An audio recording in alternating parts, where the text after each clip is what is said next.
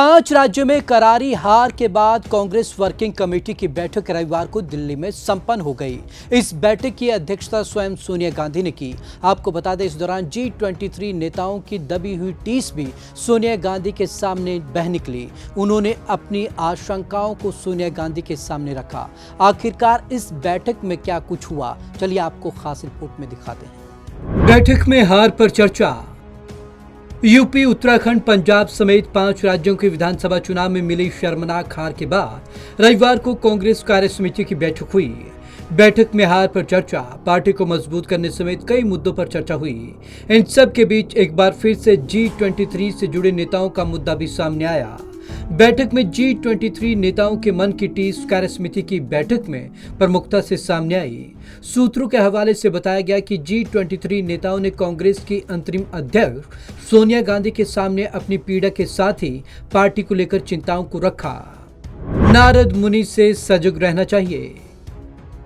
कांग्रेस कार्य समिति की बैठक में G23 के 3 नेता गुलाम नबी आजाद, आनंद शर्मा और मुकुल वासनिक शामिल हुए थे।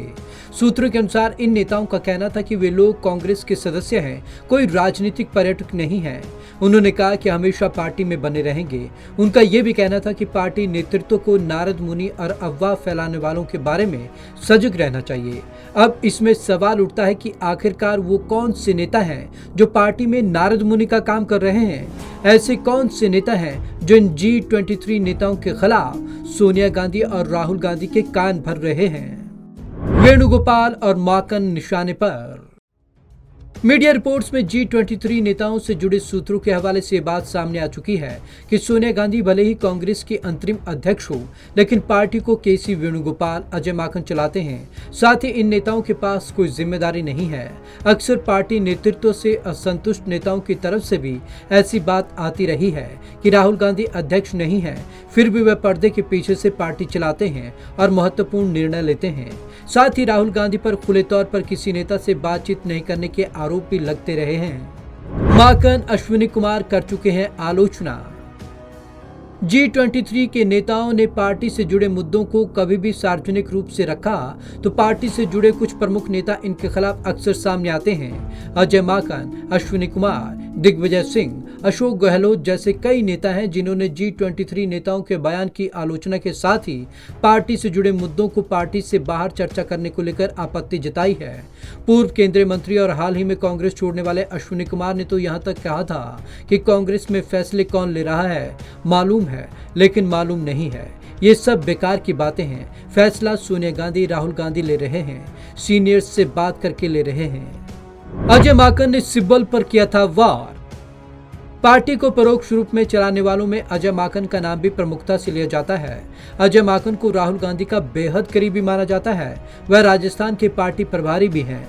माकन ने सिब्बल को लेकर कहा था कि कुछ लोगों को यह याद रखना चाहिए कि उनकी कितनी हैसियत है और गांधी परिवार ने उनको क्या दिया। सांसद बनाने के लिए क्या क्या हथकंडे अपनाने पड़े।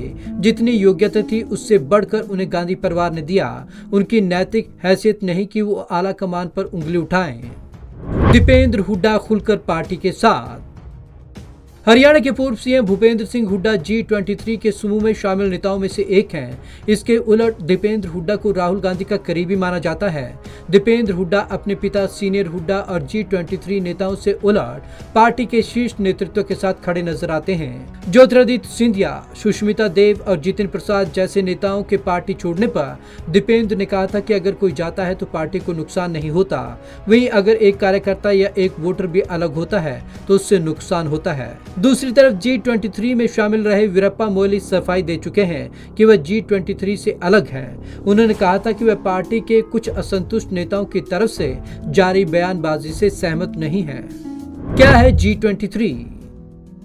G23 कांग्रेस की पार्टी नेताओं का एक समूह है। इन नेताओं ने पिछले साल पार्टी नेतृत्व और उसकी कार्यप्रणाली पर गंभीर सवाल उठाते हुए सोनिया गांधी को खत लिखा था। इन नेताओं ने जल्द से जल्द संगठन चुनाव करवाने की मांग की थी। कांग्रेस अध्यक्ष को पत्र लिखने वालों में गुलाम नबी आजाद, कपिल सिब्बल, शशि थरूर, मनीष तिवारी, आनंद शर्मा, PJ कुरियन, रेणुका चौधरी, मिलिंद देवड़ा, मुकुल वासनिक, जितिन प्रसाद, भूपेंद्र सिंह हुड्डा, राजेंद्र कौर भट्टल और M वीरप्पा मोइली शामिल थे। राहुल गांधी की पैरवी करने वाले। कांग्रेस पार्टी का एक धड़ा है जो राहुल गांधी को लगातार पार्टी अध्यक्ष बनाने की मांग करता रहता है। इस कड़ी में राजस्थान के सीएम अशोक गहलोत और कर्नाटक कांग्रेस के अध्यक्ष डीके शिवकुमार का नाम सबसे आगे आता है। रविवार को कांग्रेस कार्यसमिति की बैठक से पहले डीके शिवकुमार और कई नेताओं ने राहुल गांधी को फिर से पार्टी का अध्यक्ष बनाने की मांग की। अशोक गहलोत ने भी कहा कि राहुल गांधी को तत्काल पूर्णकालिक अध्यक्ष की जिम्मेदारी लेनी चाहिए। यह मेरे जैसे पार्टी के करोड़ों कार्यकर्ताओं की इच्छा है। Bureau report, Punjab Kesari TV.